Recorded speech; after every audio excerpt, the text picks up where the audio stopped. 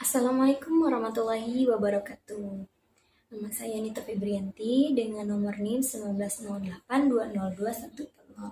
Jurusan Hukum Ekonomi Syariah semester 5 kelas D.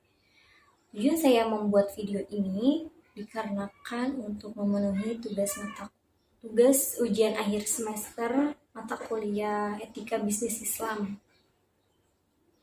Di video ini saya akan membahas tentang memahami koruptologi dalam etika bisnis Islam. Yang pertama ada pengertian korupsi. Kata korupsi dari bahasa Latin corruptio atau corruptus yang berasal dari bahasa Latin yang lebih tua corrumper. Istilah korupsi dalam bahasa Inggris itu corruption dan corrupt. Dalam bahasa Prancis corruption dan dalam bahasa Belanda corruptie. Yang menjadi kata korupsi dalam bahasa Indonesia, korupsi adalah penyelewengan atau penyalahgunaan yang uang negara atau perusahaan dan sebagainya untuk keuntungan pribadi atau orang lain. Mengkorupsi adalah penyelewengan atau menggelapkan uang dan sebagainya. Arti lain korupsi adalah tindakan atau efek dari membuat seseorang berubah menjadi standar perilaku moral menjadi tidak bermoral. Yang kedua itu ada motif korupsi. Ada grades keserakahan. Faktor ini berkaitan dengan adanya perilaku serakah yang secara potensial ada di dalam diri setiap orang. Kemudian ada opportunities atau kesempatan. Hal yang berkaitan dengan adanya organisasi atau instansi atau masyarakat yang sedemikian rupa sehingga terbuka kesempatan bagi seseorang untuk melakukan kecurangan. Kemudian ada needs atau kebutuhan. Hal yang berkaitan dengan faktor-faktor yang dibutuhkan oleh individu untuk menunjang hidupnya yang wajar. Kemudian ada exposures atau pengungkapan. Faktor ini yang berkaitan dengan tindakan atau konsekuensi yang dihadapi oleh pelaku kecurangan apabila pelaku ditemukan melakukan kecurangan. Yang ketiga ada lembaga penanganan korupsi. Yang pertama itu ada kepolisian. Menurut Undang-Undang Nomor 2 Tahun 2002 tentang Kepolisian Negara Republik Indonesia Pasal 5 Ayat 1, Kepolisian Negara Republik Indonesia merupakan alat negara yang berperan dalam memelihara keamanan dan ketertiban masyarakat, menegakkan hukum, serta memberikan perlindungan, pengayoman, dan pelayanan kepada masyarakat dalam rangka terpeliharanya keamanan dalam negeri. Yang kedua ada kejaksaan. Kejaksaan adalah lembaga negara yang melaksanakan kekuasaan negara, khususnya di bidang penuntutan dalam Undang-Undang Nomor 16 Tahun 2004. Sedangkan yang dimaksud jaksa itu adalah pejabat fungsional yang diberi wewenang oleh undang-undang untuk bertindak sebagai penuntut umum dan pelaksanaan putusan pengadilan yang telah memperoleh kekuatan hukum tetap serta wewenang lain berdasarkan undang-undang. Yang ketiga ada KPK atau Komisi Pemberantasan Korupsi, adalah lembaga negara yang dalam melaksanakan tugas dan wewenangnya bersifat independen dan bebas dari pengaruh kekuasaan manapun.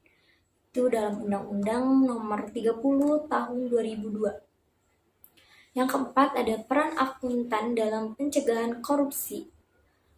Peran akuntan sebagai auditor yang bernaung pada lembaga pengawasan seperti Badan Pemeriksa Keuangan atau BPK, Badan Pengawasan Keuangan dan Pembangunan BPKP, Inspektorat Jenderal dan Inspektorat Badan Pengawasan Daerah SPI dan kantor akuntan publik sangat dibutuhkan dalam mewujudkan akuntabilitas publik. Di samping itu, peran akuntan dalam manajemen sangat penting untuk menyajikan informasi keuangan yang kredibel sehingga menumbuhkan kepercayaan pada masyarakat.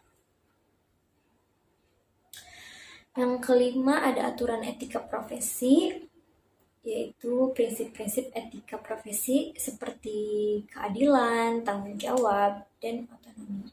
Kemudian ada syarat-syarat suatu profesi yang melibatkan kegiatan intelektual atau menggeluti suatu batang tubuh ilmu yang khusus, kemudian memerlukan persiapan profesional yang alam dan bukan sekadar latihan. Kemudian memerlukan latihan dalam jabatan yang berkesinambungan, menjanjikan karir hidup dan keanggotaan yang permanen.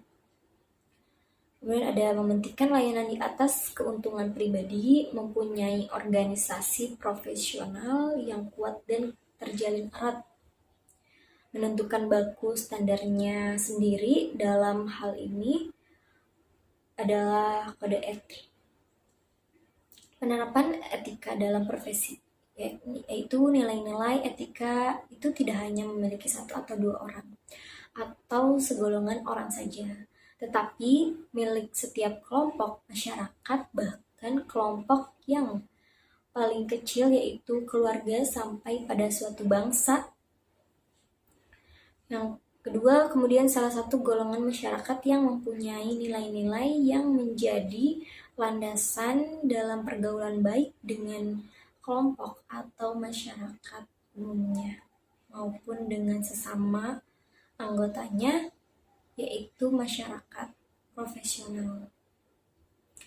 Kemudian sorotan masyarakat menjadi semakin tajam manakala perilaku sebagian para anggota profesi yang tidak didasarkan pada nilai-nilai pergaulan yang telah disepakati bersama, sehingga terjadi kemerosotan etik pada masyarakat profesi. Kode etik profesi sebetulnya tidak merupakan hal baru. Sudah lama diusahakan untuk mengatur tingkah laku moral suatu kelompok khusus dalam masyarakat, melakukan ketentuan-ketentuan tertulis yang diharapkan akan dipegang teguh oleh seluruh kelompok itu.